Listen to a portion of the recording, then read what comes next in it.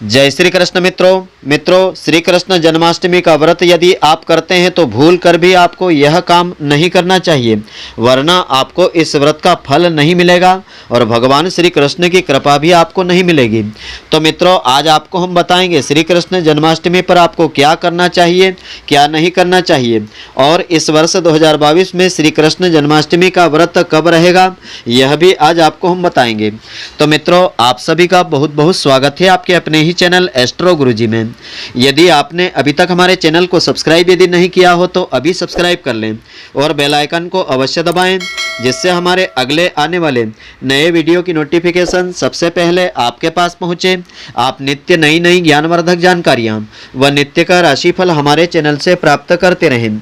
तो श्री कृष्ण जन्माष्टमी भगवान विष्णु जी के 8वें अवतार श्री कृष्ण जी के जन्म के उत्सव के रूप में बड़ी धूमधाम से मनाया जाता है। साथ ही भगवान श्री कृष्ण का जन्म बुराई पर अच्छाई की जीत का प्रतीक है। श्री कृष्ण जन्माष्टमी के दिन श्री कृष्ण के भक्त उनकी श्रद्धा पूर्वक पूजा आराधना करते हैं और देश के विभिन्न हिस्सों में विभिन्न प्रकार के अनुष्ठान इस दिन किए जाते हैं। तो आपको हम बता दें कि कृष्ण जन्माष्टमी को भगवान कृष्ण के जन्मदिन के रूप में मनाया जाता है। वहीं दैत्यराज कंस की नगरी मथुरा में भाद्रपद मास के शुक्ल पक्ष की अष्टमी तिथि को भगवान कृष्ण जी का जन्म देवकी की 8वीं संतान के रूप में राजा के कारागार में हुआ था। आधी रात थी और चंद्रमा रोहिणी नक्षत्र के साथ उदय हो रहा था, तब उनका जन्म हुआ था। इसीलिए कृष्ण जन्माष्टमी का पर्व प्रतिवर्ष कृष्ण के जन्मदिन के रूप में पूरे भारत में मनाया जाता है। तो भारत में कृष्ण जन्माष्टमी वार्षिक और धार्मिक त्योहार है। भगवान विष्णु जी के 8वें अवतार भगवान कृष्ण के जन्म के उपलक्ष्य में यह मनाया जाता है। इसे कृष्ण अष्टमी के रूप से भी जाना जाता है। इस दिन कई महत्वपूर्ण धार्मिक आयोजन किए जाते हैं। भक्तों के द्वारा बड़ी संख्या में अनुष्ठान आदि किए जाते हैं। जन्माष्टमी का त्यौहार हिंदू वर्ग के लिए काफ़ी महत्वपूर्ण माना गया है। इस दिन सभी लोग भगवान श्री कृष्ण जी की श्रद्धा पूर्वक पूजा करते हैं और बड़े बड़े आयोजन भी करते हैं। तो आपको हम बता दें कि इस दिन देश के सभी मंदिरों को सजाया जाता है। साथ ही श्री कृष्ण के जन्म के अवसर पर कई झांकियों को सजाया जाता है। वहीं कृष्ण को सुशोभित श्रृंगारित करने के बाद उन्हें पालने में बिठाने का विधान होता है और भक्तों के द्वारा उन्हें झूला झुलाया जाता है। इस दिन लोग दूर दूर से भगवान श्री कृष्ण के दर्शन के लिए आते हैं और आधी रात तक उपवास रखने का विधान होता है। मध्य रात्रि में शंख घंटियों की पवित्र ध्वनियों के साथ भगवान श्री कृष्ण के जन्म की खबर हर जगह भेजी जाती है। भगवान कृष्ण जी की आरती उतारी जाती है। साथ ही सभी को प्रसाद वितरण किया जाता है। भगवान श्री कृष्ण जी का जन्म रोहिणी नक्षत्र के तहत अष्टमी तिथि की मध्य रात्रि में हुआ था। वहीं भगवान कृष्ण के जन्म का महीना कैलेंडर के अनुसार श्रावण पूर्णिमांत कैलेंडर में भाद्रपद महीना है। भगवान विष्णु जी के 8वें अवतार थे, जिसमें उनका जन्म 8वीं तिथि को वासुदेव और यशोदा के 8वें पुत्र के रूप में हुआ था। तो आपको हम बता दें कि जब मध्य रात्रि में अष्टमी हो तो अगले दिन व्रत आपको रखना चाहिए। यदि अष्टमी तिथि दूसरे दिन की मध्य रात्रि तक हो तो दूसरे ही दिन व्रत रखना चाहिए। अगर अष्टमी तिथि 2 दिनों की मध्य रात्रि तक हो और रोहिणी नक्षत्र केवल एक रात के दौरान प्रबल हो तो उस रात के अगले दिन को उपवास मानना चाहिए। यदि अष्टमी 2 दिन की मध्य रात्रि तक हो, दोनों ही रातों में रोहिणी नक्षत्र हो तो दूसरे दिन कृष्ण जन्माष्टमी का व्रत रखना चाहिए। अगर अष्टमी 2 दिन की मध्य रात्रि तक हो और किसी दिन रोहिणी नक्षत्र नहीं हो तो कृष्ण जयंती का व्रत दूसरे दिन रखना चाहिए। यदि इन दोनों दिनों की मध्य रात्रि में अष्टमी तिथि ना हो तो दूसरे दिन व्रत रखने का विधान होता है। तो आपको हम बता दें कि यह पवित्र त्यौहार भारत के विभिन्न हिस्सों में अलग अलग प्रकार की स्थानीय परंपराओं और रीति रिवाज के अनुसार मनाया जाता है। तो इसका विधान इस दिन इस प्रकार से है, इस दिन की पूजा विधि इस प्रकार से है। इस दिन विधि पूर्वक श्रद्धा पूर्वक पूजा आराधना करने से भगवान श्री कृष्ण की कृपा आपको मिलेगी। उनके आशीर्वाद से आपके सभी काम संपूर्ण होंगे। तो आपको हम बता दें कि यह उत्सव अष्टमी के उपवास और पूजा के साथ आरंभ होता है और नवमी तिथि पर पारण के साथ समाप्त हो जाता है। इस दिन व्रत रखने वालों को सप्तमी के एक दिन पहले से हल्का सा सात्विक भोजन लेना चाहिए। अगली रात जीवन साथी के साथ किसी प्रकार का शारीरिक संबंध बनाने से बचना चाहिए, यानी ब्रह्मचर्य का विशेष रूप से पालन करना चाहिए। और साथ ही व्रत के दिन प्रातःकाल उठ करके सभी देवताओं को प्रणाम करना चाहिए। फिर पूर्व उत्तर की ओर मुख करके बैठ जाएं। पूर्व या उत्तर की ओर मुख करके बैठें। वहीं पवित्र जल, फल और फूल हाथ में लेकर के इस व्रत का संकल्प आपको लेना चाहिए। इसके बाद अपने ऊपर काले तिल मिला करके जल छिटकना चाहिए। देवकी जी के लिए एक कमरा अलग से आपको बनाना चाहिए। इस कमरे में एक पलंग, उस पर एक पवित्र कलश रखना चाहिए। साथ ही श्री कृष्ण जी को दूध पिलाती देवकी जी की मूर्ति का चित्र आपको लगाना चाहिए। साथ ही देवकी, वासुदेव, बलदेव, नंद, यशोदा जी और लक्ष्मी जी का नाम लेकर के उनकी पूजा भी आपको करना चाहिए। वहीं यह व्रत आधी रात के बाद ही खोला जाता है। इस व्रत में अनाज का सेवन नहीं करना चाहिए, केवल फल और ऐसा ही कुछ आप ले सकते हैं। इस दिन आपको गाढ़े दूध से बनी, गाय के दूध से बनी मिठाइयाँ आदि इसमें आप सेवन कर सकते हैं। तो कृष्ण जन्माष्टमी पर आपको क्या करना चाहिए, क्या नहीं करना चाहिए, आपको हम बता दें कि कृष्ण जन्माष्टमी पर बाल गोपाल को भोग लगाने से पहले आपको तुलसी दल अवश्य अर्पित करना चाहिए। उनके भोग में भी तुलसी पत्र आपको डाल करके नैवेद्य के रूप में अर्पित करना चाहिए।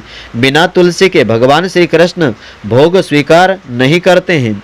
साथ ही अपने घर में शुद्ध घी का दिया जलाएं और तुलसी के पौधे के पास रखना चाहिए और तुलसी के पौधे को लाल रंग की चुनरी से आपको ढकना चाहिए और फिर इस मंत्र का आपको जाप करना चाहिए। ओम वासुदेवाय नमः, इसका जाप करना चाहिए। इससे आपकी सारी मनोकामनाएं पूरी होगी और आपको भगवान का विशेष आशीर्वाद भी मिलेगा।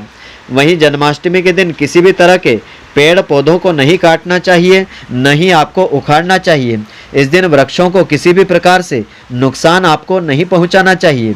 जितना हो सके आपको इस दिन ज़रूरतमंदों की मदद करना चाहिए। दूसरों को चोट नहीं पहुंचाएं, ना ही उनसे अशिष्ट व्यवहार करें। भगवान का कच्चे दूध से अभिषेक करते समय शंख से आपको भगवान बाल गोपाल की मूर्ति को स्नान करवाना चाहिए। साथ ही आपको माता लक्ष्मी जी की पूजा इस दिन श्रद्धा पूर्वक करना चाहिए। इस दिन निःसंतान दंपतियों के लिए विशेष उपाय है। जन्माष्टमी के शुभ अवसर पर निःसंतान दंपतियों को भगवान श्री कृष्ण जी की पूजा करते हुए पूरी भक्ति भाव के साथ पूजा अनुष्ठान करना चाहिए। उन्हें अपने घर की वेदी पर पूर्व या उत्तर की ओर मुख करके संतान गोपाल यंत्र स्थापित करना चाहिए या भगवान बाल कृष्ण जी की मूर्ति या तस्वीर को विराजित करना चाहिए और भगवान का आशीर्वाद लेते हुए इस मंत्र का अधिक से अधिक संख्या में जाप करना चाहिए। ओम श्रीम ह्रीम क्लीम देवकी सित गोविंद वासुदेव जगतपते देहि में तनयम कृष्णम त्वाम अहम शरणम गत। इस मंत्र का आपको अधिक से अधिक संख्या में जाप करना चाहिए और इस दिन पूजा आराधना करने के पश्चात श्री कृष्ण जन्माष्टमी की इस पावन व्रत कथा को अवश्य सुनना चाहिए, जिससे इस व्रत का संपूर्ण फल मिलता है। तो कथा इस प्रकार से है। द्वापर युग के अंत में राजा उग्रसेन मथुरा पर शासन करते थे। उग्रसेन का कंस नाम का एक पुत्र था। सिंहासन के लिए कंस ने अपने पिता उग्रसेन को कारागार में धकेल दिया था। कंस की बहन देवकी का विवाह यादव समुदाय के वासुदेव से तय किया गया था। जब कंस अपनी बहन की शादी के बाद उसे विदा करने वाला था तो उसने आकाशवाणी से एक वाणी सुनी कि हे कंस, यह देवकी जो तुम्हें इतनी प्यारी है, उसकी 8वीं संतान तुम्हारी मृत्यु का कारण बनेगी। यह सुनकर के कंस बड़ा क्रोधित हो गया और उसे मारना चाहता था। उसने विचार किया कि अगर देवकी की मृत्यु हो गई तो वह किसी भी बच्चे को जन्म नहीं दे पाएगी। वासुदेव ने कंस को समझाने की कोशिश की कि उसे देवकी से नहीं बल्कि उसके 8वें बच्चे से परेशानी है, इसलिए वह उसे अपना 8वां बच्चा देगा। कंस इस बात पर सहमत हो गया और वासुदेव और देवकी को अपने कारागार में बंद कर दिया। तुरंत वहां नारद जी प्रकट हुए और कंस से पूछा कि उन्हें कैसे पता चलेगा कि कौन सा 8वां गर्भ है। मत गणना पहले या आखिरी से शुरू होगी। नारद के दृष्टिकोण को स्वीकार करते हुए कंस ने देवकी के सभी बच्चों को एक एक करके निर्दयता पूर्वक मार डाला था। साथ ही भगवान कृष्ण जी का जन्म भाद्रपद मास की अष्टमी तिथि को उस समय हुआ था जब रोहिणी नक्षत्र चल रहा था। उनके इस संसार में आते ही पूरा कारागार प्रकाश से भर गया था।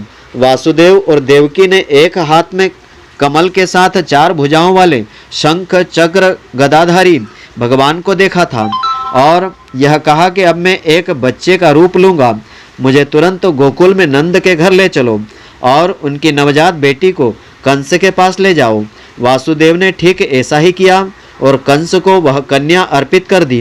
कंस ने जब इस लड़की को मारने की कोशिश की तो वह बस उसके हाथ से फिसल गई और आकाश में उड़ गई। फिर वह एक देवी बन गई और कहा, मुझे मारने से तुझे क्या मिलेगा, क्योंकि तेरा दुश्मन गोकुल में जीवित है। यह देख कर के कंस चौंक गया और काफ़ी घबरा गया। साथ ही कंस ने श्री कृष्ण को मारने के लिए कई राक्षस भी भेजे, लेकिन अपनी ईश्वरीय शक्तियों से भगवान कृष्ण ने उन सभी का वध कर दिया। जब वह बड़ा हुआ तो उसने कंस को मार डाला और उग्रसेन के सिंहासन पर विराजमान हो गया। इस प्रकार से यह कथा पूर्ण होती है। इस कथा को इस दिन श्रद्धापूर्वक श्रवण करने से इस व्रत का पूरा फल मिलता है। तो मित्रों, आशा करता हूँ कि आपको हमारी यह ज्ञानवर्धक जानकारी पसंद आई होगी। यदि आपको पसंद आई हो तो आप हमारे वीडियो को लाइक व शेयर अवश्य करें। धन्यवाद। जय श्री कृष्ण मित्रों, फिर मिलेंगे।